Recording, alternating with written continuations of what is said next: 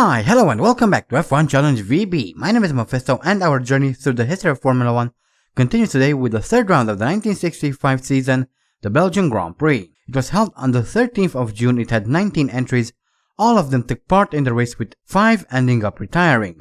The race consisted of 32 laps completed in 2 hours, 23 minutes and 35 seconds. Graham Hill started the race from pole with Clark in second, Stewart third, Ginther fourth, Gurney started from 5th and ended the race in 10th, whilst Surtees started from 6th. He retired on lap 5 due to some engine problems. Clark managed to overtake Hill and eventually won the Belgian Grand Prix. Stewart, who started 3rd, crossed the line in 2nd, 44.8 seconds after Clark. Bruce McLaren climbed up from 9th into 3rd. He was 1 lap down. Brabham, who started the race in 10th, managed to grab 4th. He was also 1 lap down. Graham Hill had a pretty bad day and went from leading the race down to 5th. He was 1 lap down as well, and rounding off the top 6 was Richie Ginther, who started in 4th. He was also 1 lap down.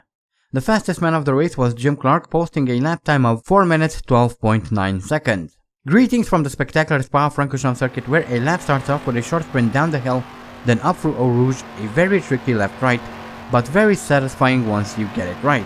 This leads on to the Camel Straight and eventually into Le Combe, a medium-speed left-hander with a bit of a camber to help you out. Moving on, we come through a long right-hander that takes us into Malmedy, a dangerous left-right chicane. Extreme caution is advised through here. This leads on to the longest straight on the track, the Masta Straight, which ends with the Masta Kink, a high-speed left-right sweeper. Next is Tavolo, a long, almost 180-degree right-hander. Pay attention as the corner tightens slightly towards the exit. Eventually, we make our way into Blanchimont, a fast right-hander. The car tends to understeer a lot through here, so be prepared to make corrections. Lastly, we come into La Source, the final corner on the track. Brake just before the billboards and take it easy coming out of the hairpin.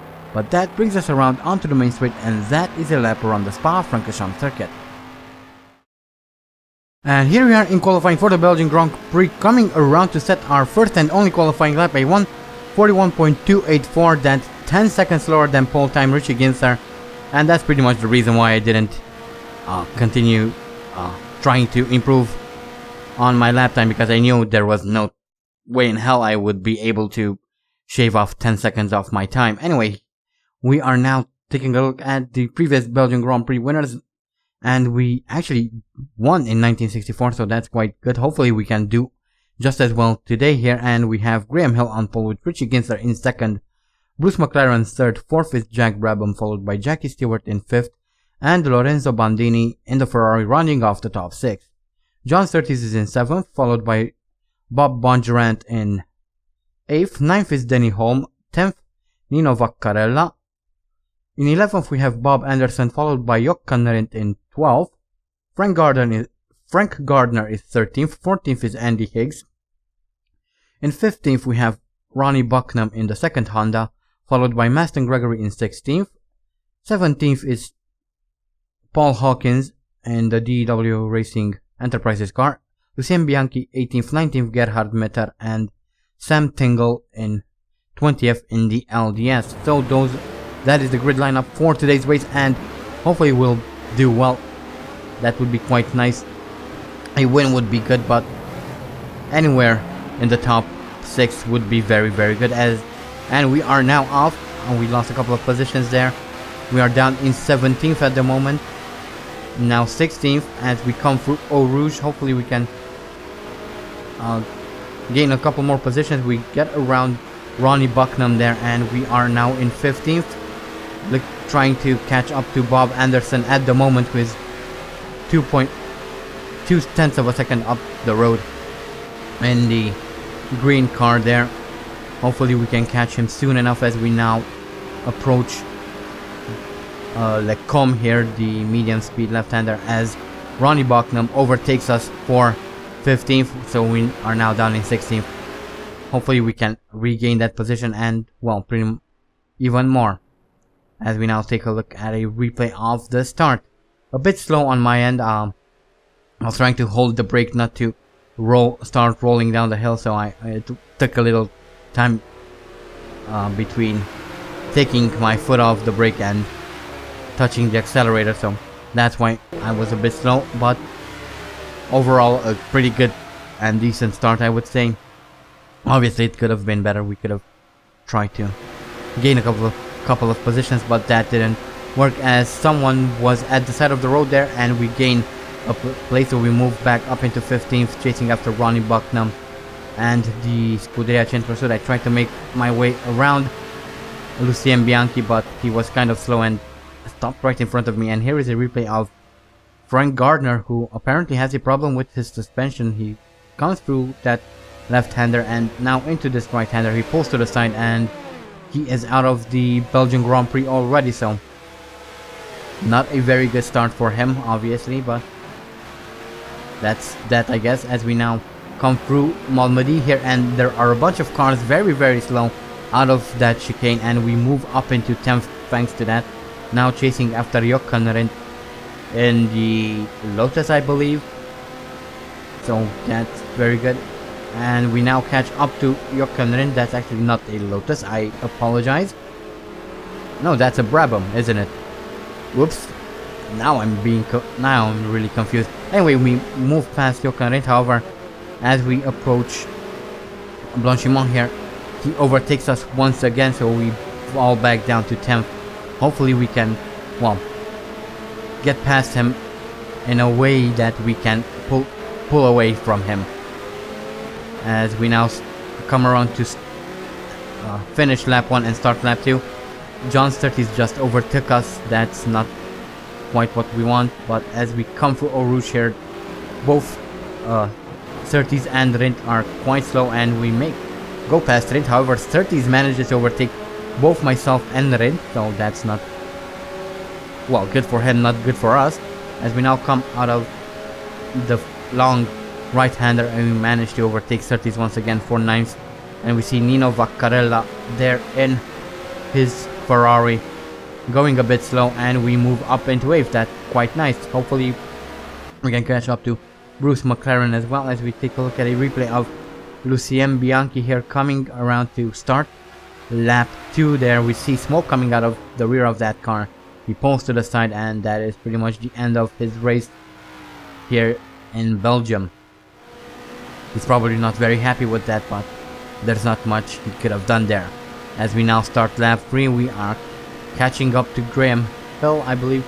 No, Graham Hill is somewhere other than the circuit. We managed to gain a position, 2 positions. We overtake McLaren and Graham Hill there, and I'm pretty sure we'll have a replay, and indeed we have a replay of Graham Hill. He's coming down the hill, then up through Eau Rouge there, goes very wide, touches the arm code there, crashes, goes into that dirt mound, gets flung over the fence, and he's out of the race there.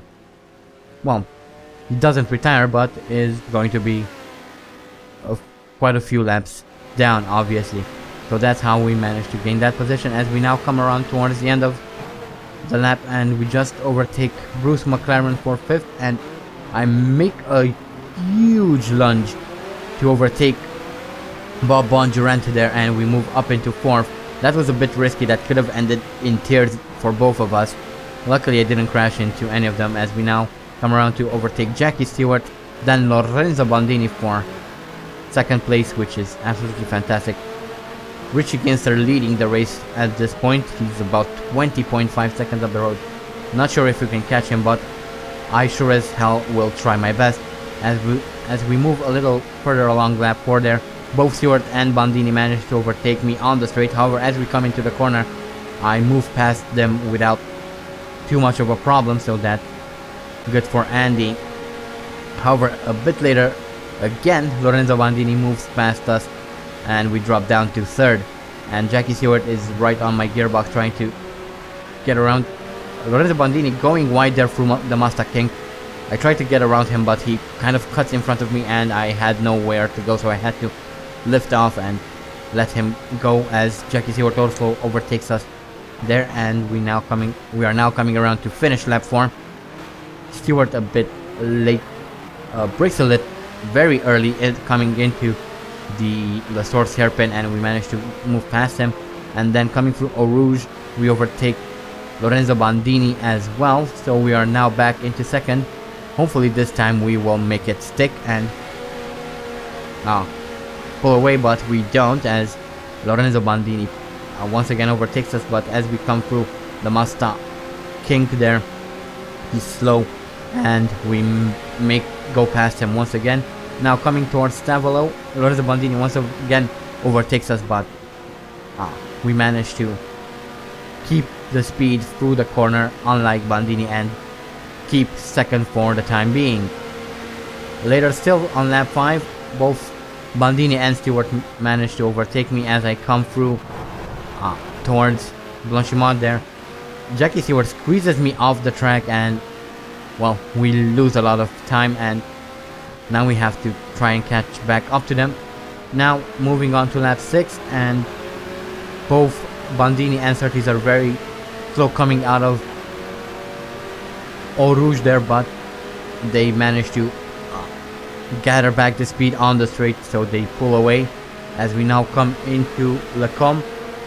Managed to go past Bandini and Stewart, free wide there for a split second. That was quite hairy, but we managed to get out of it unscathed, which is quite nice.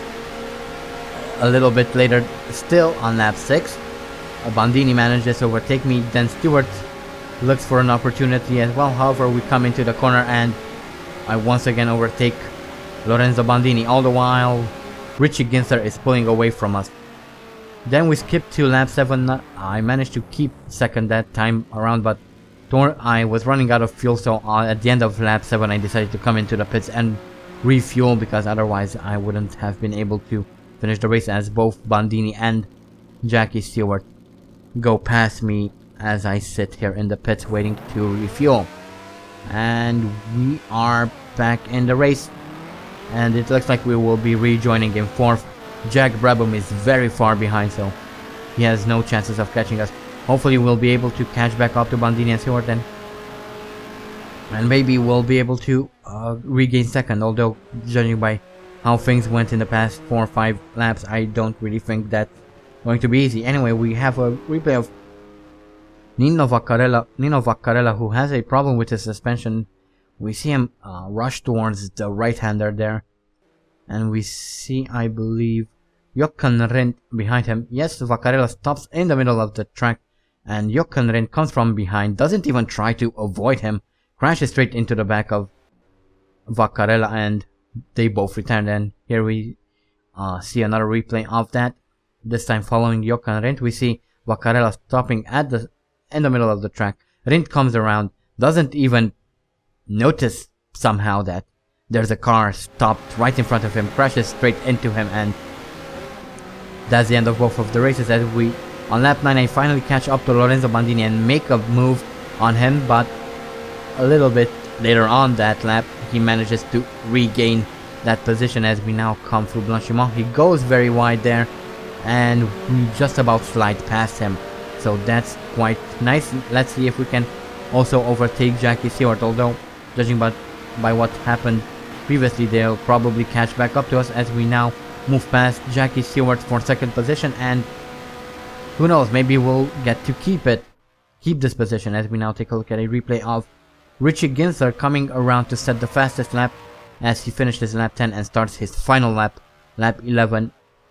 Just this lap left to finish the race, and well, hopefully things will go nicely for him, I guess, as we take a look at a replay of Sam Tingle here, who has smoke and fire coming out of the rear of his car. He pulls to the side, and obviously that is the end of his race, so not very good for him. As we move further along, lap 11, Richie Ginther crosses the line to win the Belgian Grand Prix, to no one's surprise, as we come up on a back marker. They're kind of slowing us down a bit, but that's okay.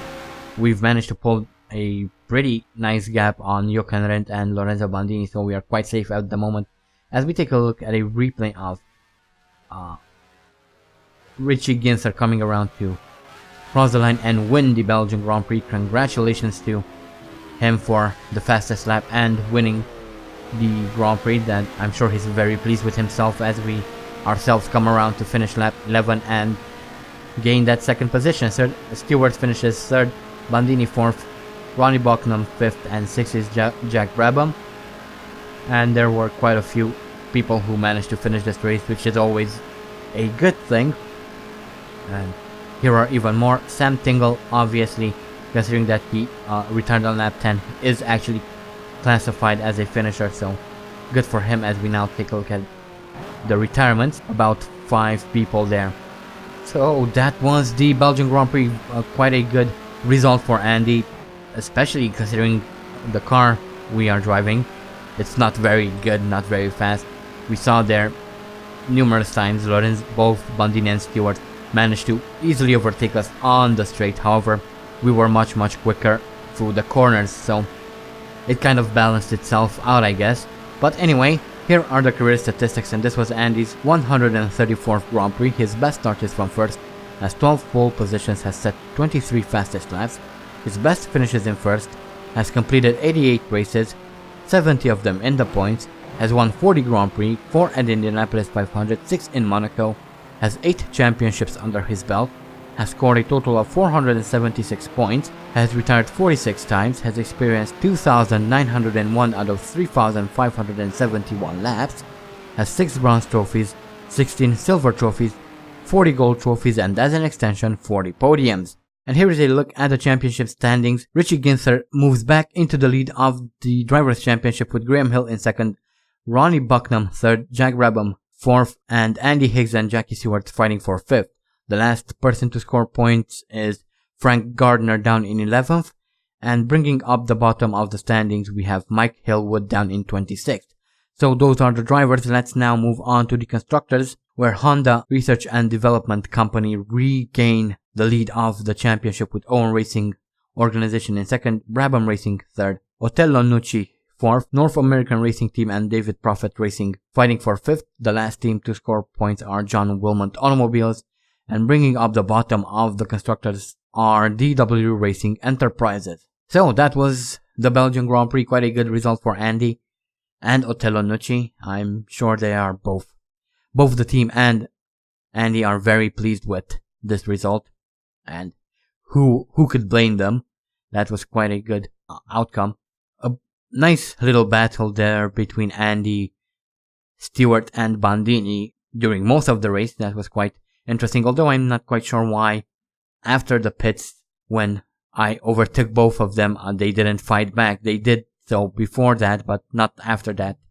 I'm not quite sure why that was, but alas, we managed to somehow finish in second, which is always nice. But that is the end of this video, and not much more to add to any of this. I think everything was pretty much clear cut, so there we have it.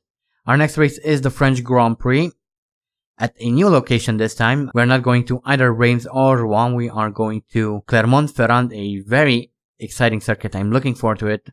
It's a very good track, so technical, difficult to learn, everything that's nice about a good 1960s Formula 1 circuit. But yeah, anyway, that is the end of this video. Don't forget to vote for next season's team. Link is in the description. I also have a second channel where I will be playing all sorts of different games. At the moment, I'm doing a playthrough of The Darkness 2 and the movies, so if you're interested in any of those games and more, there will be a link in the description to my second channel as well. I hope you guys enjoyed this video. Thank you all so much for watching, and as always, stay sharp.